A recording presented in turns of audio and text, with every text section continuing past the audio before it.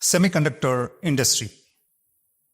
In this video, I would like to explain everything about the semiconductor industry, how our journey has been, semiconductor ecosystem and supply chain, the revenue and growth of global semiconductor industry, and finally, let's explore how the artificial intelligence transforms our industry in this AI era.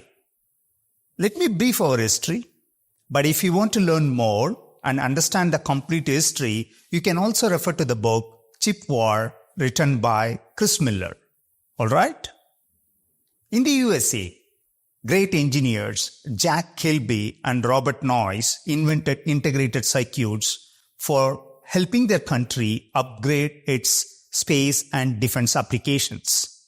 In 1960s, US chip makers got plenty of help from their government, especially through defense contracts. So we could even say US Pentagon had created the Silicon Valley in the United States. Let me take you through their incredible journey. Robert Noyce, Gordon Moore, and 6 other engineers left Shockley Semiconductor and founded Fairchild Semiconductor. At Fairchild, they received a big order for their chips from NASA for its moon mission. They designed chips to create a computer. The computer that was built with their chips was 1,000 times lighter than ENIAC, the world's first computer. This successful engagement with NASA transformed Fairchild from a small startup into a multi-million-dollar company with 1,000 employees within 2 years. Decades later, Noyce and Moore left Fairchild along with the team and founded a company called Intel. At Intel, 2 years later, they launched their first product, DRAM chip, to conquer the computer's memory market. Continuing this ambitious journey, they also introduced the world's first microprocessor, 4004. At the same time, calculators were becoming popular. In 1970s, many Japanese companies built calculators with microprocessors designed and manufactured by US chip makers like Intel. With this success and processor design expertise, Intel decided to leave memories, surrendering the memory market to the Japanese and focusing on microprocessors for PCs.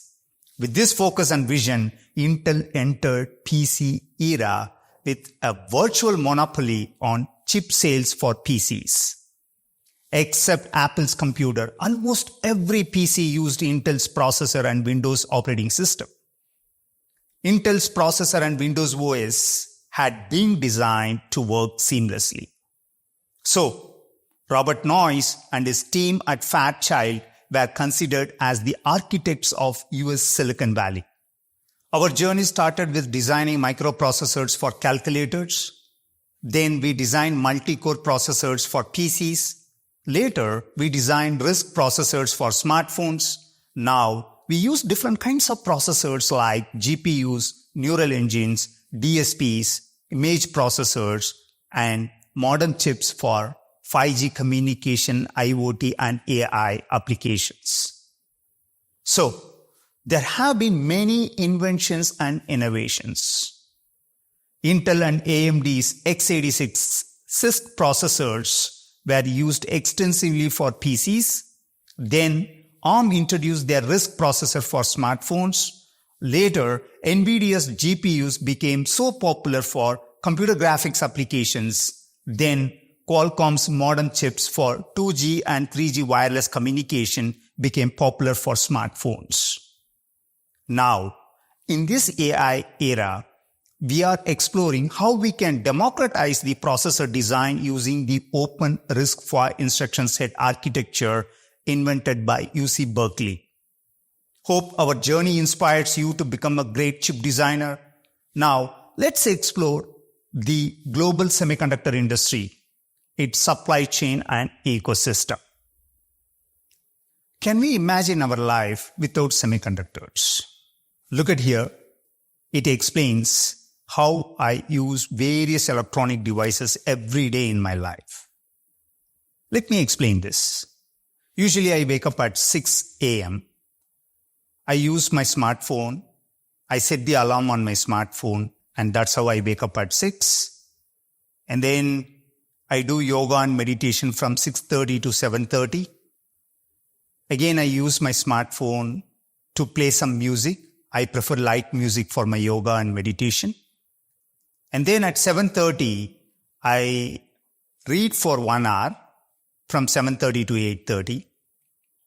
I use my PC to read some articles, books, and also I check my emails. Sometimes I use my tablet.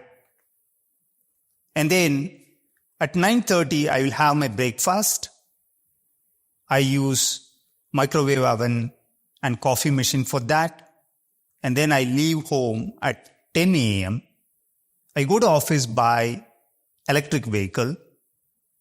And while traveling, again, I use smartphone to listen to some podcast or music. And then from 10 a.m. to 6 p.m., I use various devices at office. I use PC, I use monitor for video conferencing, and I use my smartphone to check some messages.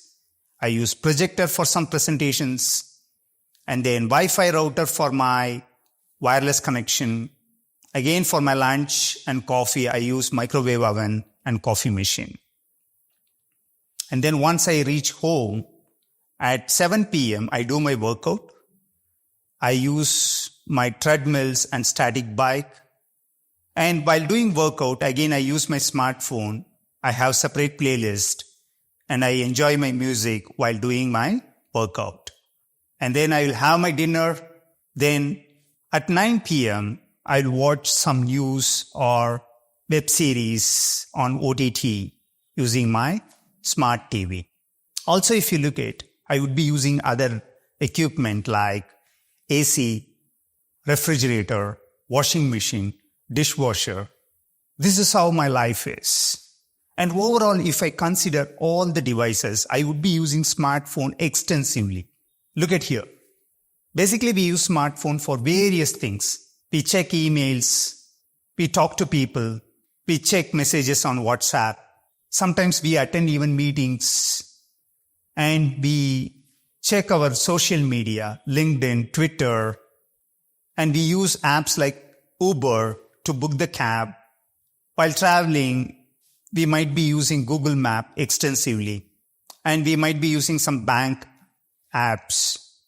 I use YouTube extensively, and there are apps like Swiggy, Big Basket, right? So there are millions of apps for smartphone, and we use smartphone extensively. So here, the important thing is we use system on a chip to realize all these devices. System on a chip could be a simple embedded microcontroller, or it could be a complex chip.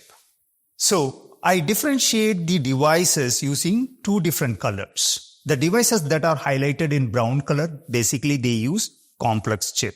The devices that are highlighted in blue color, they use simple embedded microcontroller. You can see here. Look at here. Smartphone, PC and tablet, monitor, smart TV.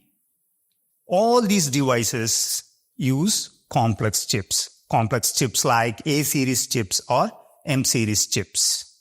And devices like coffee machine, Wi-Fi router, projector, equipment like treadmill, bike, AC, refrigerator, washing machine, dishwasher, they all prefer embedded microcontroller. So the main difference between embedded microcontroller and complex SoC is whatever the application we run on embedded microcontroller, basically it runs directly on the chip. It doesn't prefer any operating system. Basically, we prefer embedded microcontroller for real-time systems. So we can't have any delay. If there are sensors and then we get any signal from the sensors, basically the chip has to act on it immediately. That's why we prefer embedded microcontroller. We call this as bare metal coding. We don't use any operating system. We run the software applications directly on the chip. And that's the kind of embedded microcontroller we use for the devices like washing machine, dishwasher, coffee machine, primarily for the electric vehicle. Whatever the chips we use in the automotive industry, they are all embedded microcontroller.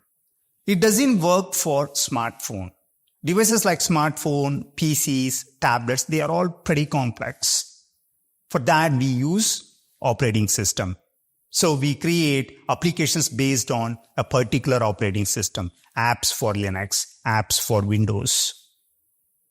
That's the main difference between embedded microcontroller and complex SoC. All right?